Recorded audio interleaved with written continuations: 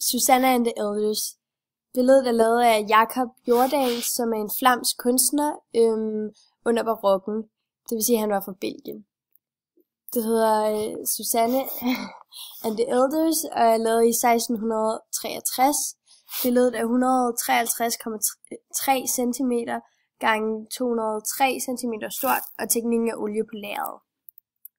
På billedet kan man se en nøgen kvinde og to mænd, som rækker hånden hen mod hende. Der er også en lille hvid hund. Der ligger mange smykker, guldkrukker og et guldfad. Der er også noget hvidt klæde og en form for statue til højre i billedet. Kompositionen i billedet er, at der er en trekantskomposition mellem mændene og kvinden, og deres berørelse på hende, det er centrum. Susanna er i det gyldne snit. I forgrunden finder vi Susanna, en hund og ædle genstande. I mellemgrunden er der to mænd og et guldfontæne, og i baggrunden kan man se et vindue, hvor man kan se natur. Baggrunden er mere sløret i forhold til forgrunden, hvilket sørger for, at vores fokus er på Susanna. Der er mange kontraster i billedet angående lys og skygge, hvilket er med til at skabe dybde i billedet. Forgrunden og mellemgrunden er meget oplyst i forhold til baggrunden. Billedet har mange overlapninger, der også er med til at give billedet dybde. For eksempel sidder Susanna foran mændene, der skaber en fornemmelse af, at man kigger ind i et rum. Yes. Billedet er fyldt med forskellige gyldne farver, som skaber en stor kontrast op mod det sorte.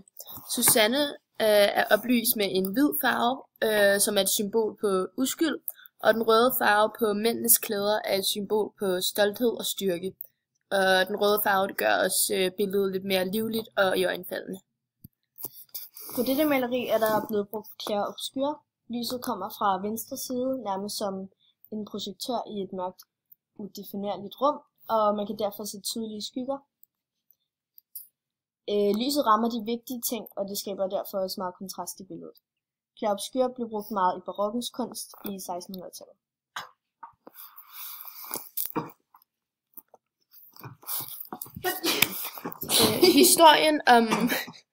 Historien om Susanna er fra Det Gamle Testamente. Ifølge fortællingen blev Susanna offer for sin egen skønhed. Hun begærede to dommere, som rottede sig sammen mod hende og lagde hemmelige planer imod hende. Ja, og i Det Gamle Testamente lyder historien på, at da hun en dag badede i haven, så kom dommerne frem fra et skjul og pressede hende til at gøre deres ærne, og de troede med at beskylde hende for hor med en ung mand, hvilket dengang var en meget stor forbrydelse, hvis hun ikke gjorde deres ærne. Susanna blev så beskyldt for hor og fik en dødsstraf som dom, men blev ifølge historien reddet af en ung mand, som afslørede dommernes skumle planer. Under barokken lød skønhedsidealerne på lys hud og store former, hvilket Susanna også afspejler. Hun er et tegn på rigdom og seksualitet. Da mænd i barokken kunne udtrykke sit velvære gennem vægten på sin kone, hvis kvinden havde nogle ekstra kilo på sidebenene, viste det, at han havde råd til at brødføde hende, endda mere end nødvendigt. I barokken var historien god inspiration, da malerne kunne kombinere skønhedsidealerne for kvinder og så tilføje lidt mandlig lyst og begær, hvilket kan appellere til folks følelser. Også i barokken var der andre kropsidealer. Ved hendes side finder man en hund. Hunden er også tegn på seksualitet og urenhed. På billedet finder man en masse ædelige genstande, som også er tegn på rigdom. Man finder perler, guldfade, springvand, guldkande osv. Mændenes ansigtsudtryk siger, at de ikke er rare mænd, og de måske har nogle dårlige intentioner i forhold til Susanna. De vender begge to mod Susanna, og en af mændene rækker nærmest den ene hånd ud efter hende, mens Susanna vender den anden vej, måske for at undgå kontakt.